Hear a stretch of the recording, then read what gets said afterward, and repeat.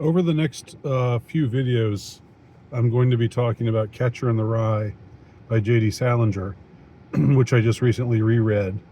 And what made me interested in picking up this book again and reading it again, it's a book that I've read several times prior, but haven't read for years, is thinking about Joe Atwill's essay and some of the podcasts that he's been on, where he's uh, dilated upon his thoughts on Catcher in the Rye.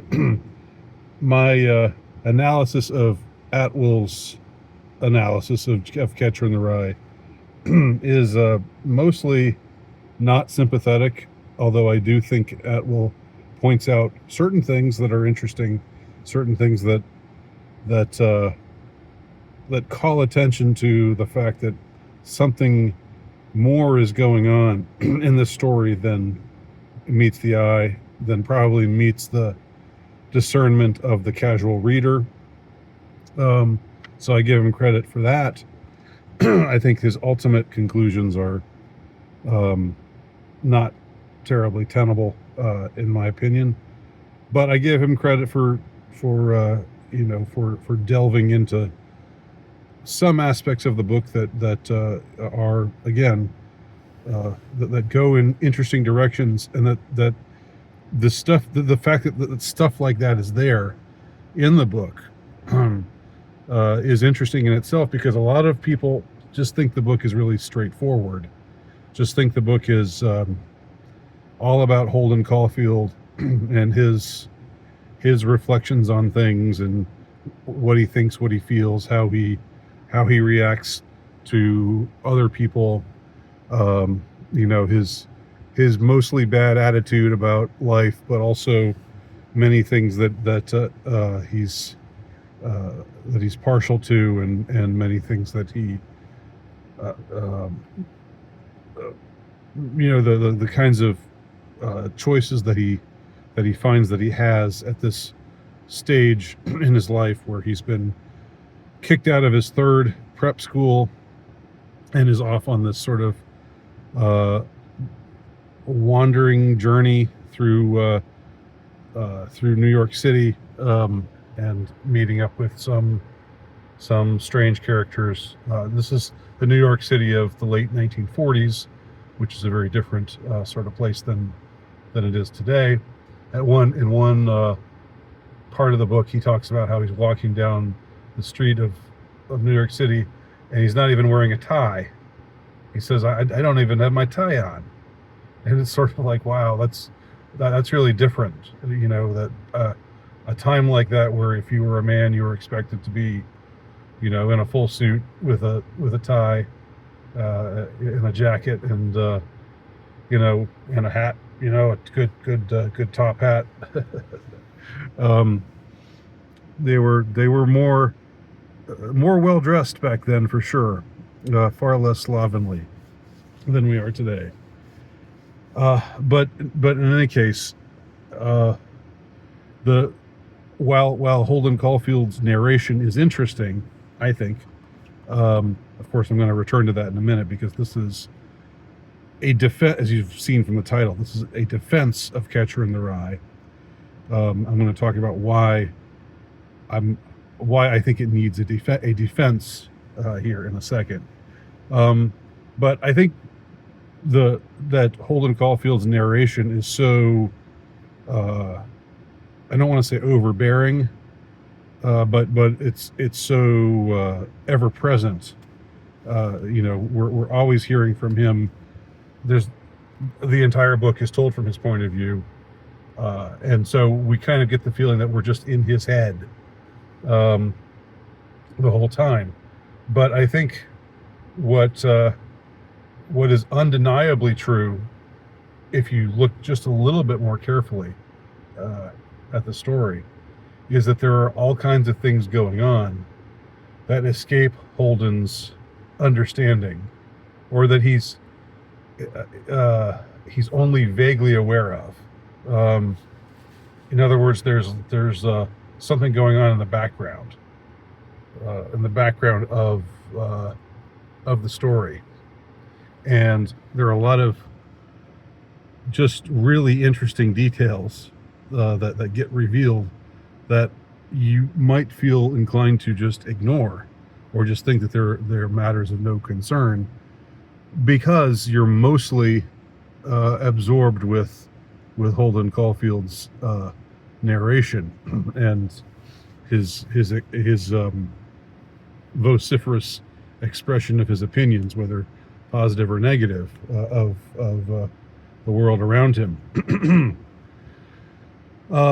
So that's one thing I will say for Joe Atwell's essay. Although I think it really does miss the mark in the most crucial ways. It pinpoints that there are things going on in the story that the casual reader misses. The overly casual reader misses. And I think a lot of people who read Catcher in the Rye just maybe kind of think it's just all about Holden Caulfield and his thoughts and his ideas, and and so there's this what I found, Holden Caulfield is a very divisive character as the protagonist. He's somebody who obviously a lot of people sympathize with, and there's of course an esoteric interpretation that is part of what Joe Atwell touches on, but there's something very mysterious and in some ways sinister about this book. It's a book that has in some way or other inspired several assassins or would-be assassins. I don't know. I don't believe the official story about these assassinations, but I do know that Mark David Chapman talked a lot about his fondness for Catcher in the Rye, and he related to Holden Caulfield and began to see John Lennon as a phony for saying imagine no possessions, and well, it's as the lyric is in the Elvis Costello song, was it a millionaire who said imagine no possessions? That's basically what Chapman's critique of John Lennon's life was, that he pretended to not care about those kinds of things, but he actually lived in luxury, and never tried to get out of it. No, I would just sort of, it was a world that he that he lived in and that he loved to live in, while at the same time pretending to not care about it, and wanting to make us all imagine a world where possessions didn't exist. So this book has a wide-ranging influence in many ways, both overt and what do I say, covert, hidden, occulted. So there's something about this book that has this kind of hypnotic power. And what is it? What is the essence of that? That's what I think part of what makes this ultimately enigmatic book seemingly straightforward, but ultimately much more complicated and complex, both in its structure and in its and in whatever it really has to say about the things that it covers. About youth, about youthful disillusionment, about society, and all the other sorts of points that it hits on over the course of its narrative.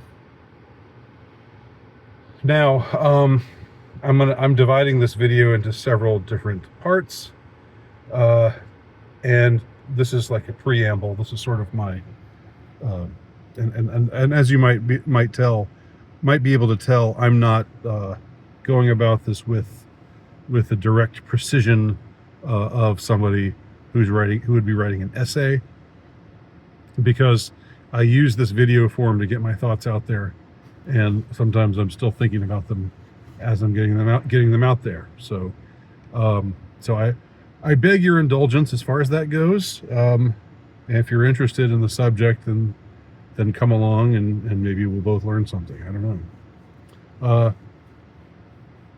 Let me just, to close out this opening essay, or this opening video rather, let me talk briefly about why I'm titling my series of videos "In Defense of Catcher in the Rye." It seems like the cool, hip, increasingly socially accepted take to have on Catcher in the Rye is just to think this book sucks. And that's something that I have discerned. I mean, it has all different kinds of manifestations. It seems like literary conservatives. I mean, I normally would count myself as one of them. You know, I believe in excellence. I believe in the Western canon. I'm not a lit crit type of person. I'm not a deconstructionist. You know, I don't read with an agenda in mind. I disdain all of those modernist, post-structuralist or what have you, ways of looking at literature. You know, I believe in the power of literature. I believe that literature can do great things, and that's what I attempt to do in my own writing. I don't claim to be to be any kind of master at it, but it's, you know, it's my North Star. It's something that I strive for in any case. So as a lover of literature, it seems to me that a lot of the more conservative commentators on literature think of Catcher in the Rye as being just this incredibly overrated book. That it's just a book that they would say that people read in their, you know, in their youth and maybe get attached to, and think it's and just have this this overestimation of it because they think it's saying so much, and but it's actually not what it's being cracked up to be. That all that all the hype is just overblown, and that I've seen this again. I've read this take or seen it expressed again and again from the more conservative commentators that someone who loves Catcher in the Rye at a young age should be pushed towards reading other things that are better. I think I remember Alan Bloom saying something like this in his Closing of the American Mind book, which was once this kind of rallying cry for people who were of a more conservative orientation about recent trends in academia. People who more believed in the traditional canon and so forth. It's not really talked about as much, but I remember in the early 90s it was a very, very influential book. And I remember him saying, him being a Catcher in the Rye derider or dismisser, just saying, it's not that great. You should move on to something else that's better. And that sentiment seems to be echoed in many other literary critics of a conservative stripe. But I would also say that others are saying this. Like, There just seems to be this anti-Catcher in the Rye mentality that's out there right now amongst many readers. You know, there are people who there if you just look online, I think some of the, just type in Catcher in the Rye review, and I'm guessing that you'll see. Well, I'm not just guessing it. I know because I looked for these myself, and you'll see a bunch of people coming on and saying, "This book sucked. Why do they force this down our throats in 10th grade? Why do they make us read this? It's just so boring. It's repetitive. It's just crap." And you know, the people who, again, there's this tendency to deride the people who like it, or who who can relate to the sentiment expressed in one way or another in the book, who relate to Holden Caulfield. There's this saying, "Oh, you're just a bunch of goth nerds." I don't know. This is just like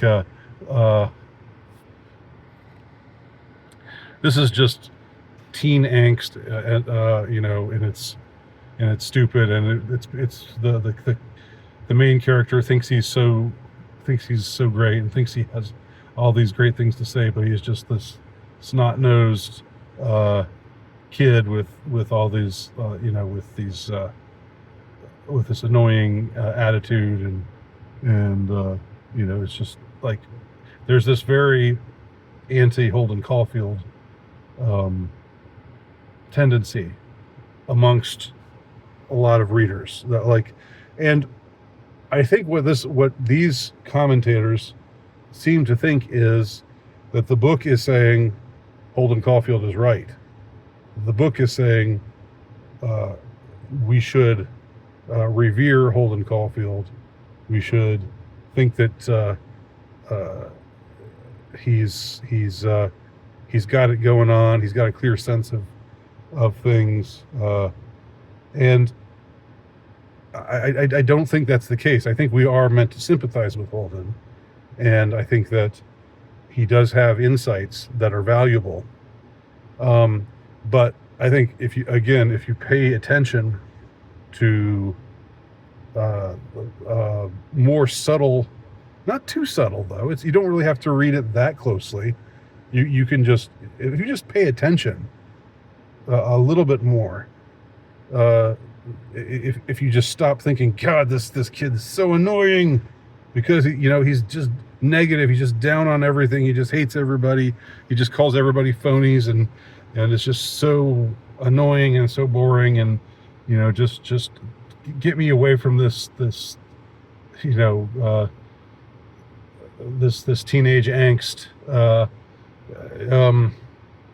I think that a sober reading, a careful reading of the book will not yield that kind of reaction, that kind of very reactive reaction.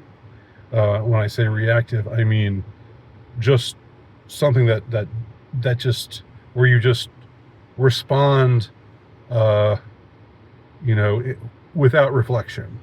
You just, because there's something about this character who annoys you, that annoys you, and maybe in some ways it's embarrassment of thinking of how you were once a lot like that.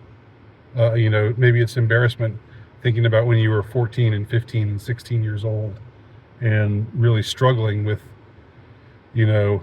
what was going on in your life at that time, as a lot of people that age do. You might feel really embarrassed about some of the things that you said, and some of the things that you believed, and so forth, and some of the ways that you presented yourself. You might just think, I'm so embarrassed by that, and I think that the book understands what's embarrassing about that. The book understands what's cringe about, as people say today, about Holden Caulfield, while at the same time being sympathetic to him. And that seems like a contradiction, but it's not really, because you can have a character who's flawed, but who's still sympathetic. And I think that's how Holden Caulfield is supposed to be seen. He's not supposed to be seen as the way that some people condescendingly characterize the book is that you're just supposed to think that Holden Caulfield is just this wonderfully sensitive and insightful person in this in a world that's awful, and he's like this paragon of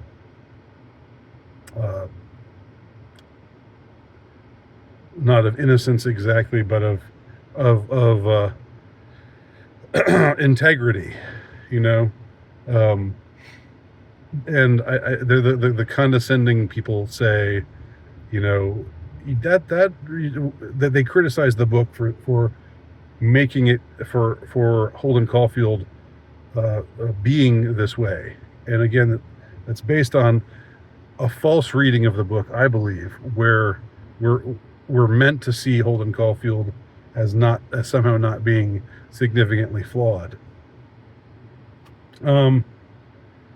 So there are also other things other reasons why people don't like this book, and some of them relate to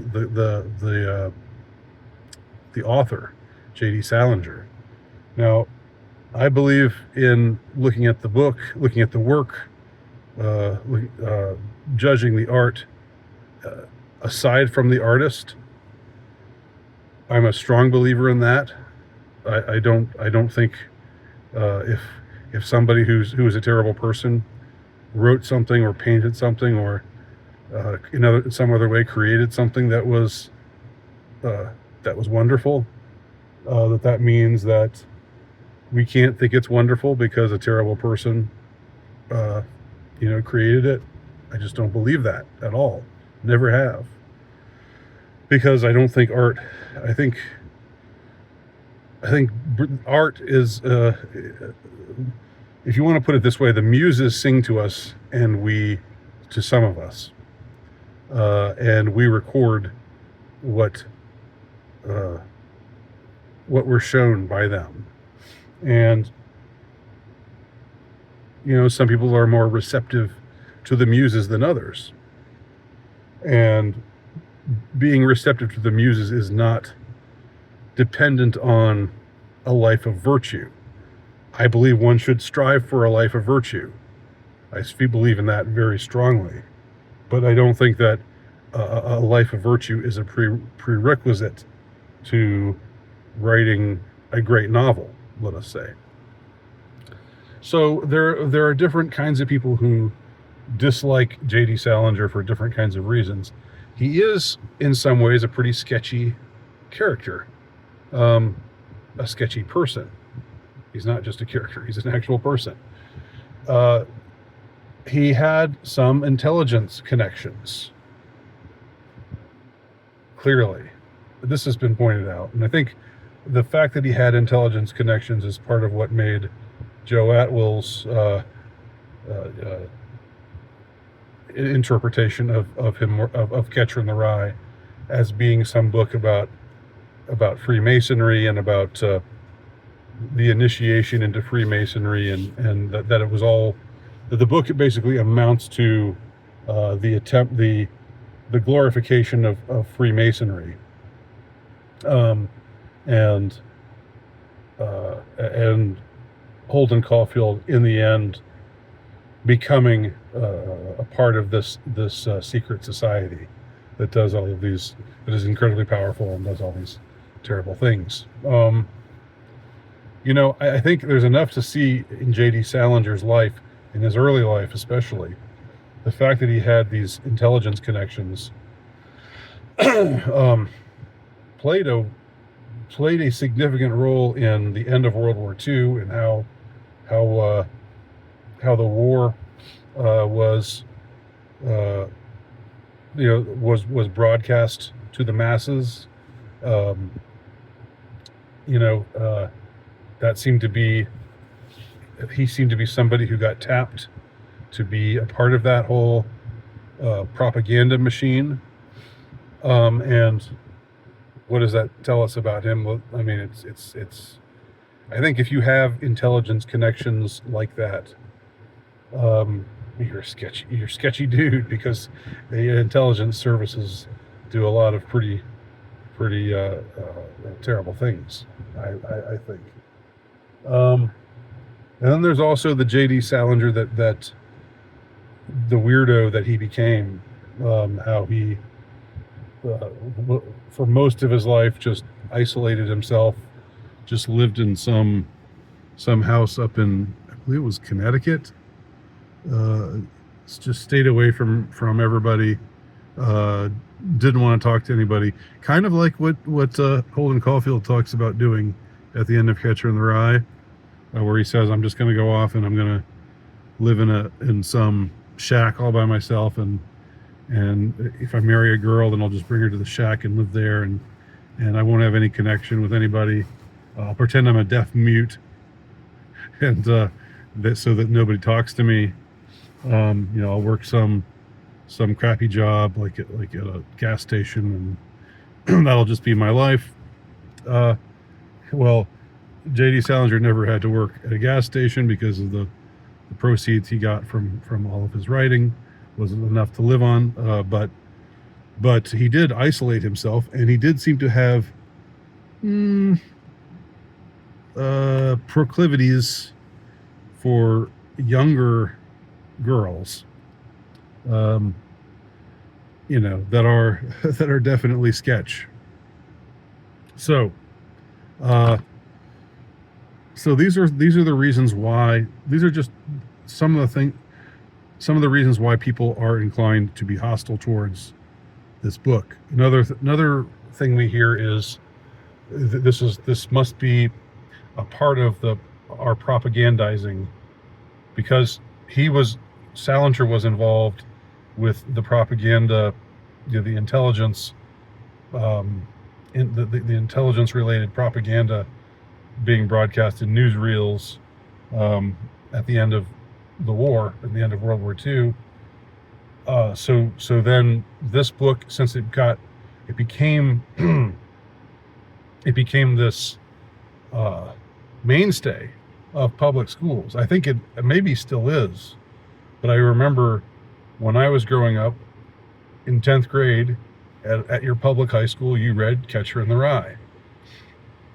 So all kids read Catcher in the Rye, and it is kind of interesting that a book like that would get to be the one of the books or one of the things that you read as part of your high school education, your public high school education. And some people reacted to that, and just like, what's the big deal? Why do they make us read this? And others say this is part of how, the indoctrination program of public schools, how they want to make us, I don't know, whatever the book does to us. They want to make us,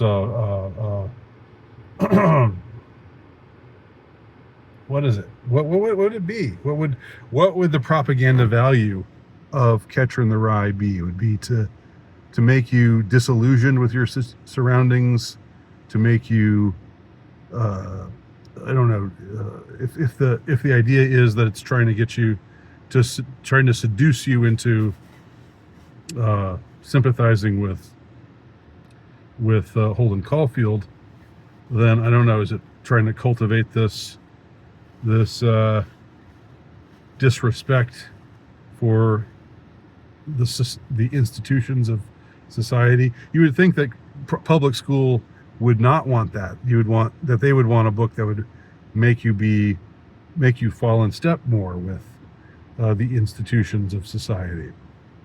So I don't know, but a lot of people think that there's something nefarious about the fact that it was assigned in high school. So this is all just a preamble, a 30-minute preamble And these are these are some of the things that some of the reasons why people don't like this book. And thank you for staying to the end if you have, and we'll continue this soon.